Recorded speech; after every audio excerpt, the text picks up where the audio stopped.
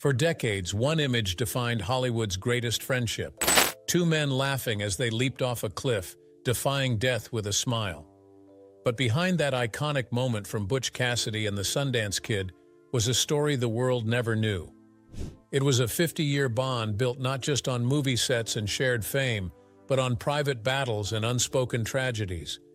Now, after years of silence, the truth is finally coming out, not from tabloids or tell-all books, but from the one man who lived it, Robert Redford. Before they were Butch and Sundance, they were just two boys from opposite ends of America, living completely different lives. One was a rule follower, the other a rule breaker. One was shaped by order and duty, the other by rebellion and restlessness. Their paths were never supposed to cross, yet they were heading toward the same destiny. Paul Newman's story began in the quiet, comfortable suburbs of Shaker Heights, Ohio. Born on January 26, 1925, he was the son of Arthur Newman, the co-owner of a successful sporting goods store. It was a stable, middle-class life, and from a young age, Paul showed a creative spark. At just 7 years old, he played the court jester in a school production of Robin Hood. By 10, he was performing at the Cleveland Playhouse, a clear sign of the talent that was waiting to be discovered. His path seemed clear and straightforward, a product of his organized and moral upbringing. But then, the world went to war, and Paul Newman's life changed forever. In 1943, he enlisted in the U.S. Navy, hoping to become a pilot. He was sent to the Navy V-12 program at Yale University, but a routine physical uncovered a secret his famous blue eyes had been hiding. He was colorblind. His dream of flying was over. Instead, he was trained as a radio man and rear gunner for torpedo bombers. Stationed in the Pacific, his unit, Aviation Radio Man 3rd Class Newman, was assigned to the aircraft carrier USS Bunker Hill just before the brutal Battle of Okinawa. Then, fate stepped in. On the day they were scheduled to fly out, Newman's pilot developed a severe ear infection, grounding the entire crew. The rest of their squadron flew to the carrier without them. Days later, the USS Bunker Hill was hit by 2 kamikaze planes, and the men they had trained with suffered devastating losses. Paul Newman survived because of a simple earache. That brush with death, that moment of pure luck, would stay with him for the rest of his life, shaping the man he would become. While Newman was learning about duty and fate in the Navy, Robert Redford was learning a different set of lessons on the streets of California. Born in Santa Monica on August 18, 1936, his childhood was far from the quiet stability of Shaker Heights. His father worked long hours, first as a milkman and later as an accountant, and the family moved to Van Nuys, a place Redford later called a cultural mud sea. He was a restless, freckle-faced kid who felt trapped by the boredom of suburban life. To escape, he became a rebel, climbing buildings and stealing hubcaps just for the thrill of it. But his rebellious spirit was tested early. At age 11, Redford contracted a mild case of polio. It wasn't severe enough to put him in an iron lung, but it was enough to leave him bedridden for weeks, a period of forced stillness for a boy who only wanted to move. This experience, this early battle, only fueled his desire for action and adventure later in life. He excelled at sports and earned a baseball scholarship to the University of Colorado. But his rebellious streak followed him. He started drinking, skipping classes, and was eventually kicked off the team, losing his scholarship. Lost and disillusioned, he drifted through Europe, trying to find himself as a painter before eventually landing in New York to study acting, a profession he once thought was ludicrous. One man was a war hero who narrowly escaped death and returned to study drama on the GI Bill. The other was a college dropout and a self-described outlaw who stumbled into acting.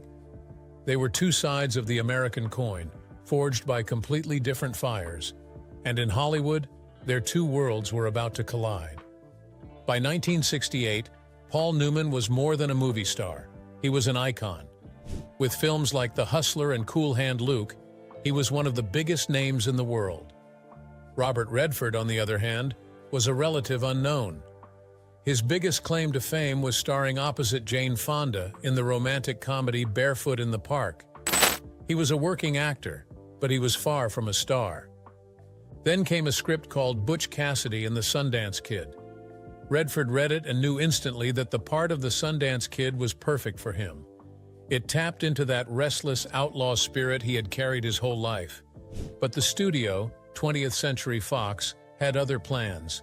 They wanted a star as big as Newman to play Sundance, and Redford wasn't on their list. The director, George Roy Hill, fought for him, but the studio wouldn't budge. They forced Hill to meet with other big-name actors, but he knew Redford was the one. The stalemate continued for months. The studio tried everything to keep Redford out of the film. Finally, it all came down to one man, Paul Newman. He had the power to get the movie made, and he had the power to choose his co-star. He and Redford met in Newman's apartment in New York. Newman listened to the studio's concerns, and then he made a decision that would not only change Redford's career, but would also forge a bond of loyalty that would last a lifetime. He stood up to the studio heads and told them he wanted to work with an actor, not just another star. He put his own reputation on the line for a man he barely knew. Redford would later say he didn't know how many people in Hollywood would have done that. Most would have listened to their agents or the studio powers. But Newman was different. His support was the only reason Redford was cast in the film. It was an act of integrity that Redford never forgot. He said, "I always felt that I owed Paul for that." This moment became the bedrock of their friendship. It wasn't about fame or money. It was about respect for the craft. Newman saw something in Redford that the studio didn't, a shared dedication to the work that went beyond the surface of Hollywood. The studio finally gave in, but with one last condition. Since Newman was the bigger star, they insisted on changing the title. The film was originally called The Sundance Kid and Butch Cassidy. But to appease the studio, they flipped the names, putting Newman's character first. It was a small price to pay. The two men were finally united on screen, and a legendary partnership was born. On the set of Butch Cassidy and later The Sting, their friendship took on a unique rhythm. When the cameras were rolling, they were the ultimate professionals. Both men came from a background of theater and live television, and they shared a deep respect for the craft of acting. Newman was known for being intensely engaged and liked a lot of rehearsal. They would spend hours digging into their characters, challenging each other to make every scene better. But the moment the director yelled "cut," a different dynamic took over. They were, as Redford described, fundamentally American actors, full of irreverence, fun, and a constant desire for one-upmanship. Their on-set relationship had its own set of rules. Redford had to laugh at all of Newman's god-awful jokes, and Newman had to tolerate Redford showing up 10 to 15 minutes late all the time. Newman even gave Redford a pillow embroidered with the phrase, "Punctuality is the courtesy of kings," teasing that his friend had lost his punctuality somewhere between their first and second films. This playful rivalry was their way of staying grounded. In a world that treated them like icons, they needed a way to remind each other and themselves that they were just two guys. Redford explained that if you're viewed as an icon, you need a mechanism to take yourself down to keep the balance. For them, that mechanism was an epic, long-running prank war. The most legendary of these pranks revolved around Newman's passion for auto racing. After filming Butch Cassidy, Newman took a Porsche that Redford owned for a drive and instantly fell in love with racing. He got really good with incredible reflexes, but he talked about it so much that it drove Redford crazy. So for Newman's 50th birthday, Redford decided to send a message. He went to a junkyard in Connecticut, found a completely demolished Porsche shell, had it gift-wrapped with a ribbon, and delivered it to Newman's porch with a note that said, "Happy 50th." Newman never said a word about it. For weeks, there was only silence. Then Redford came home to his rented house one day and found a gigantic, impossibly heavy crate in the middle of his living room. It was so heavy it had dented the floorboards. Inside was the Porsche, crushed into a solid cube of molten metal. Newman had gotten his revenge. But Redford wasn't done. He had the block of metal transported to a sculptor friend and commissioned a piece of art. He described it as a really ugly sculpture. Then, he had it secretly dropped into the middle of Paul Newman's pristine garden. To the day Newman died, neither man ever spoke a single word to the other about the Porsche, the cube, or the sculpture. The joke was so perfect that any words would have ruined it. It was a testament to a friendship that, as Redford said, didn't need a lot of words. While the world saw the laughter, the pranks, and the on-screen magic, a deeper, more somber connection was forming between the two men, rooted in a kind of parallel tragedy that few people knew about. Both Robert Redford and Paul Newman carried a private burden that would secretly define their lives. Both men lost a son. In 1958, a young Robert Redford married Lola Van Wagenen, a college student from Utah. They were just starting out, living a quiet life far from the glare of Hollywood. In September 1959, their first child was born, a son they named Scott Anthony Redford. But their joy was tragically short-lived. Just 2.5 months later, on November 17, 1959, their infant son died from sudden infant death syndrome, or SIDS. It was a devastating blow, a private heartbreak that Redford rarely ever spoke about publicly. He and Lola were left to grieve an unimaginable loss long before he became the Sundance Kid. Nearly 2 decades later, tragedy struck Paul Newman's family in a painfully similar way. Newman had a son from his first marriage to Jackie Witt, and his name was also Scott. Scott Newman grew up in the immense shadow of his world-famous father. He tried to follow in his footsteps, becoming an actor himself, but he struggled with the pressure of being Paul Newman's son. He once said, "It's hell being his son. I don't have his blue eyes. I don't have his talent. I don't have his luck. I don't have anything. That's me." On November 20th, 1978, at the age of 28, Scott Newman died from an accidental overdose of alcohol and drugs. The loss sent Paul Newman into a spiral of guilt that would haunt him for the rest of his life. In a posthumous memoir, he confessed his deepest regrets. "I kept thinking he was going through a phase of adolescent bad judgment," Newman wrote. "I never thought it would be fatal." He endlessly questioned himself, wondering if there was something he could have done. Was there some way I might have told him he didn't have to be like me? That he didn't have to do macho things and could just be himself? The pain was so deep that he admitted, "Many are the times I have gotten down on my knees and asked for Scott's forgiveness." This unspoken pain became the hidden fuel for a shared mission that would come to define the second half of their lives. As they grew older, both Newman and Redford became increasingly focused on a shared belief. As Redford put it, "If you are fortunate enough to have success, you should put something back." For both men, this wasn't just a nice idea. It was a guiding principle. They used their fame and fortune to build legacies that would outlast any film, and they did it by fighting for independence. For Paul Newman, the path to giving back started in his own kitchen. He began bottling his homemade salad dressing to give to friends as gifts. It became so popular that he, along with his friend A.E. Hotchner, decided to turn it into a business called Newman's Own. From the very beginning, Newman made a promise. He would donate 100% of the profits to charity. This decision gave him complete financial independence from Hollywood to fund the causes he cared about. Over the years, Newman's Own has donated hundreds of millions of dollars to thousands of charities. His most personal project grew directly from his personal pain.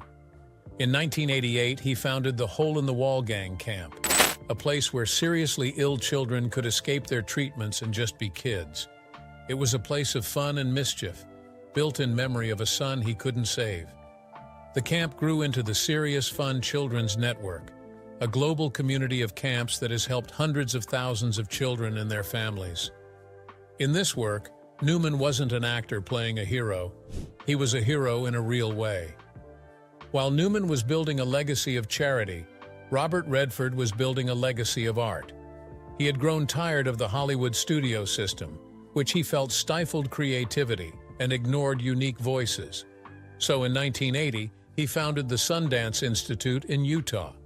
His goal was to create a space where independent filmmakers could develop their projects and nurture their talent, free from studio control.